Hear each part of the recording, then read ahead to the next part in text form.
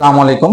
আজকে আমরা ইংরেজি গ্রামারের খুবই গুরুত্বপূর্ণ একটি অধ্যায়ের অংশ অর্থাৎ পার্টস অফ স্পিচের খুবই গুরুত্বপূর্ণ একটা বিষয় যে প্রোনাউন। আমরা প্রোনাউন জানি যে নাউনের পরিবর্তে যা বসে তাই হচ্ছে প্রোনাউন, কিন্তু আসলে কোনটি কোন প্রোনাউন এবং কোনগুলো প্রোনাউন আসলে আমরা সঠিকভাবে বুঝি না। আজকের ক্লাসে আমরা তোমাদেরকে একদম ইজি ভাবে দেখিয়ে দিচ্ছি যে প্রোনাউন কত প্রকার এবং কোন কোন প্রোনাউন কি হয় আমরা একটু দেখি। এখানে সবগুলো আমরা একটি ছকে এবং একটি চিত্রের মাধ্যমে কিন্তু এনে দিয়েছি। এবার আমরা এগুলো একটু বলে দিচ্ছি যে আসলে কি হবে। একটু দেখিনি যে প্রোনাউন মানে সর্বনাম, যেটা নামের পরিবর্তে বসে। এখানে নাউনের পরিবর্তে, নাউন মানে নাম, অর্থাৎ নামের পরিবর্তে যে সমস্ত জিনিস ব্যবহার করা হয় সেই সবগুলোকে এক কথায় আমরা প্রোনাউন বলতে পারি।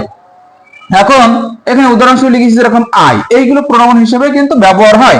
তার মানে আই মানে আমি, উই মানে আমরা, হি মানে সে, শি মানে সে, ইট মানে ইহা, ইউ মানে তুমি, দে মানে তারা, হু মানে সে বা যে, হুইচ মানে যেটি বা সেটি, হোয়েন মানে যখন বা তখন, হট মানে যাহা তাহা, হোয়াই মানে যেন তেন, হোয়ার মানে কিন্তু যেখানে সেখানে, হাউ মানে যেমন তেমন, দ্যাট মানে যাহা, দিস মানে ইহা। এইগুলো কিন্তু আমাদের প্রোনাউন হিসেবে কিন্তু বেশি বেশি ব্যবহার হয়।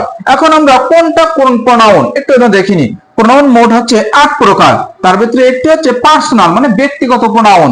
এখানে যেরকম I, we, you, she, he, me, my, mine, it, them, এগুলো হচ্ছে কিন্তু আমাদের ব্যক্তিগত প্রোনাউন, অর্থাৎ হচ্ছে ব্যক্তিগত নামের পরিবর্তে কিন্তু এগুলো ব্যবহার করা হয়। আর রিফ্লেক্সিভ প্রোনাউন মানে আত্মবাচক, অর্থাৎ কেন্দ্র, নিজের দিকে কেন্দ্র করে বোঝাচ্ছে। হারসেলফ, তারপর হচ্ছে ইটসেলফ, হারসেলফ মানে সে নিজেই, ইটসেলফ এটি নিজেই, ঠিক আছে, হিমসেলফ সে নিজেই, মাইসেলফ, আওয়ারসেলফ এগুলো কিন্তু আত্মকেন্দ্রিক, নিজের দিকে ধাবিত করছে, এগুলোকে বলা হয় কিন্তু রিফ্লেক্সিভ প্রোনাউন। এবার আমার আছে ইন্টারোগেটিভ প্রোনাউন, যেগুলো প্রশ্নবোধক, প্রশ্ন করা বোঝায়, যেরকম হু, হোম, তারপর হচ্ছে হুস, হোয়াট, হুইচ, হোয়েন, হোয়াই, এগুলো কিন্তু সব হচ্ছে প্রশ্নবোধক বা ইন্টারোগেটিভ প্রোনাউন। আবার রিলেটিভ প্রোনাউন, এইগুলো আবার কিন্তু প্রশ্ন করাও বোঝায়, আবার কিন্তু সম্পর্ক করাও বোঝায়, অর্থাৎ দুইটা বাক্যের মধ্যে সম্পর্ক করে। এই বাক্যগুলো, এই শব্দগুলোই হু, হুস, হু, হুস, হোয়াট, হুইচ, হোয়েন, হোয়াই, এইগুলোই কিন্তু আবার রিলেটিভ বা সম্পর্ক যুক্ত প্রোনাউন। আবার ডেমনস্ট্রেটিভ মানে হচ্ছে নির্দেশক। ডেমনস্ট্রেটিভ মানে কিন্তু এই কয়টাই, দিস, দিস, দ্যাট, দোস, সাস, এগুলো হচ্ছে ডেমনস্ট্রেটিভ প্রোনাউন। এবার কিন্তু ইনডিফিনাইট মানে অনির্দিষ্ট, কোনো নির্দিষ্টতা নেই। এনি মানে যে কোনো একজন, যে কেউ। মেনি মানে অনেক, কতগুলো নির্দিষ্ট নেই।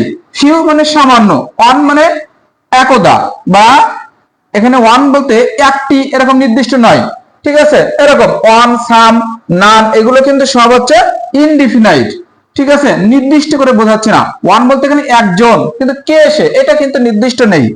এখানে হচ্ছে ডিস্ট্রিবিউটিভ মানে হচ্ছে বন্টনমূলক, অর্থাৎ ভাগ করে দেওয়া, যেটাকে বলছি আমরা। ইস মানে প্রত্যেকের মধ্যে ভাগ করে দাও, আদার অন্যদের মধ্যে দিয়ে দাও, আইদার, নাইদার, এরকম যদি আমাদের বন্টন করা মানে সবার মধ্যে ভাগ করে বিভক্ত করার নামে হচ্ছে বন্টন করা।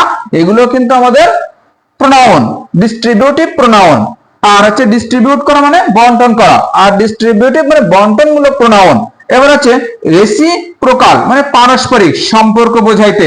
এখানে কিন্তু ইচ প্রত্যেকের মধ্যে দাও, তাহলে কি একের মধ্যে দিয়ে দাও, তাহলে এগুলো কিন্তু হচ্ছে রেসিপ্রোকাল বা পারস্পরিক প্রোনাউন। তাহলে প্রোনাউন মোট কিন্তু এই 8 প্রকার, এগুলো আমরা মনে রাখবো। আমরা শুধুমাত্র আই, ওই এইগুলো কিন্তু আমরা চিনতাম বা জানতাম, কিন্তু এগুলো সব কিন্তু প্রোনাউন হয়।